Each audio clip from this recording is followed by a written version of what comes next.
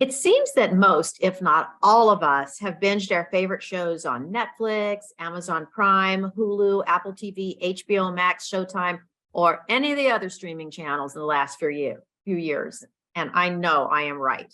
Drink wine and binge TV. I've got this. So in this episode, Allison and I share the latest movies or series we can't get enough of and the wine we chose to sip with them. What are you drinking with your latest Netflix or streaming channel binge? Let us know in the comments, give our video a like, and subscribe to our channel for more.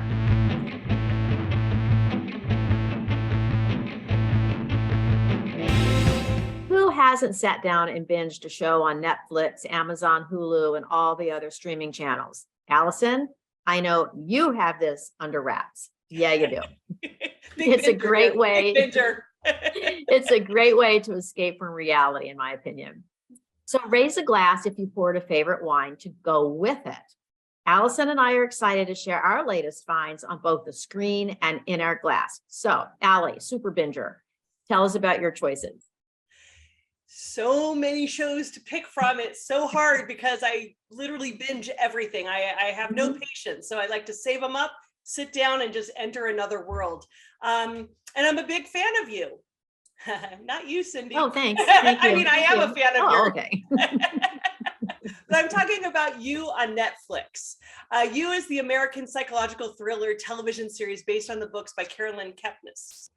Now, it's really hard to understand why I enjoy this show, whose main character is a stalker and murderer, but there's something very entertaining and there's a satirical humor to it all. And I know I'm not the only one because, I mean, 4 seasons in and it has a huge fan base. For those who don't know, the main character, Joe Goldberg, played by Penn Badgley, is a stalker. And we have now followed him through 4 seasons. He's a puppyish New York bookshop manager with rom-com good looks. And in the first season, he stalked, wooed, and eventually murdered Guinevere Beck. Joe is barely disguised as he spies his prey with nothing but a baseball cap on. And he seems to justify his motivation for killing, as most of who he kills are rich snobs with airy literary pretensions and are pretty unlikable. In the end of season 1, Joe kills Beck, but there's always a twist. And in the preceding seasons, Joe finds new targets to stalk and again, always justifies killing anyone in his way as if he has no other choice and is being forced to do it. But by season 4, Joe has moved to London to start over and he seems to want to live a normal life, but again, gets in with the rich and vapid and suddenly people are dying around him. And the question is, did he do it? Did someone else? Is he being framed? Season 4 is even more of a twisty psychological thriller and it was so good. I'm waiting for season 5 now.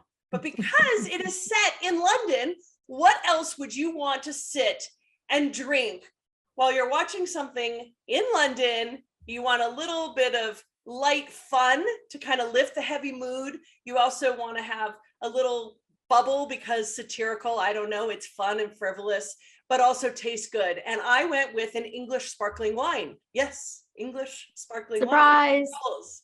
Woohoo! I have the Ridgeview Estate non-vintage Cavendish sparkling wine from England, which retails for $56, which is not a bad price.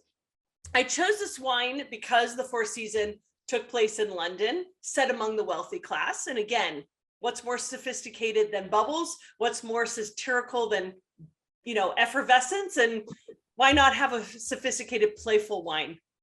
Could pair with murder. You know, it's a blend of 43% Pinot Noir, 33% Chardonnay, and 24% Pinot Meunier. Really bright lemon, some hints of red fruits, buttery shortbread cookies, because I'm really going to get into an English mode here of like shortbread. Bright acidity with this like subtle creaminess that just kind of hits the center of the palate. Really elegant wine, so much depth to it. Just something that I can sip and sip and sip and will take back to my couch to watch more episodes. I wish you lived closer. I'd be over there in a heartbeat to share that bottle with you. So I'm curious, Cindy, have you watched You? Not yet, but I will. Well, and I'll find that English sparkling wine. That's right. So what have you watched? Well, recently I became obsessed with Dairy Girls, which is a British, here we have the theme again, British teen sitcom that premiered in January 2018 on TV in Ireland, and it ran for 3 series. The series was inspired by the author's own experiences growing up in Derry, Northern Ireland in the 1990s. And they called those years the Troubles between England and Northern Ireland. So the whole setting is in that time frame.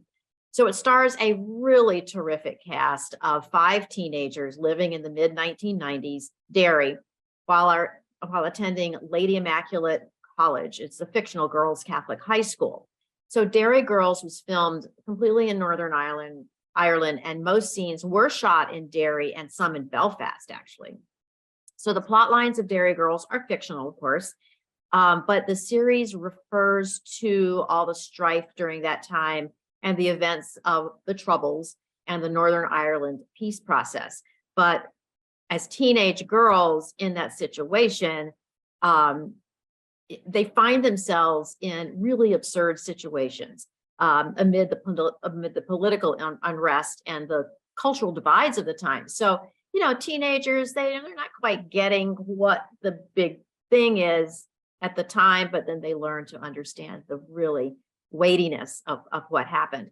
But it's just so funny. And like I said earlier, the absurd situations are truly absurd.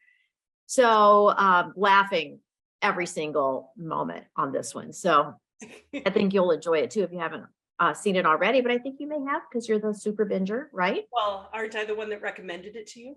Oh, yes. Well, maybe.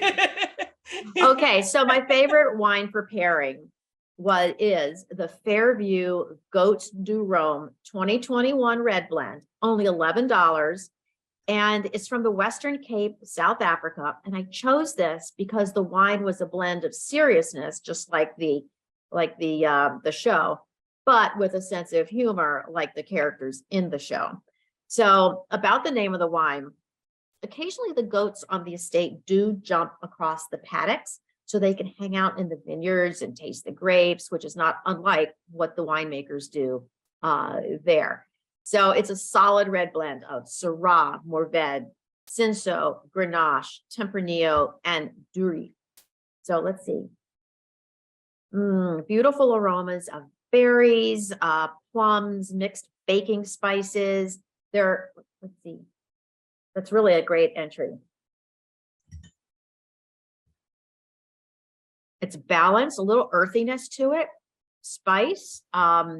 It's got firm tannins, and the finish so far is lingering and just delicious. It's a wonderful wine at a wonderful price. So with each episode, it doesn't hurt to binge the wines as well. So anyway, this was really a fun episode. And honestly, I'm thinking that I need to revisit more of Derry Girls and pour another glass of this wine. So I'm sure it definitely is a show that will have you laughing in hysterics. It is so funny. It really is. It really is. So find it. So let us know your favorite film binge and the wines that you chose for pairing, and subscribe to our channel for more. Cheers.